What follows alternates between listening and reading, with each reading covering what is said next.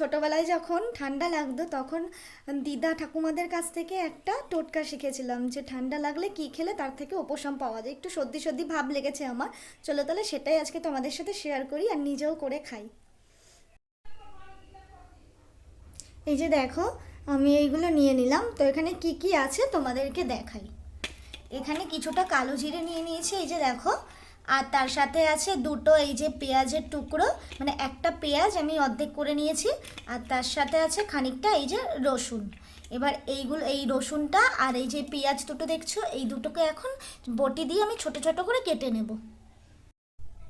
এই যে দেখো, আমি রসুনগুলো আর পেঁয়াজগুলো কেটে নিয়েছি। এই যে পেঁয়াজগুলো লম্বা লম্বা করে একদম ঝিরি ঝিরি করে কেটে নিয়েছি। আর তার সাথে এই যে রসুনগুলো দেখো একদম ছোট ছোট টুকরো করে নিয়েছি। এবার এইগুলো হচ্ছে গিয়ে ভালো করে কড়াইতে ভাজতে হবে। আর এই যে এইগুলোতে আর কি তোমার প্রথমে এই কালো জিরেটা ফোড়ন দিয়ে তারপরে পেঁয়াজ আর রসুন একসাথে দিয়ে ভেজে নিতে হবে। এই যে দেখো, আমার ভাজাটা পুরো রেডি হয়ে গিয়েছে।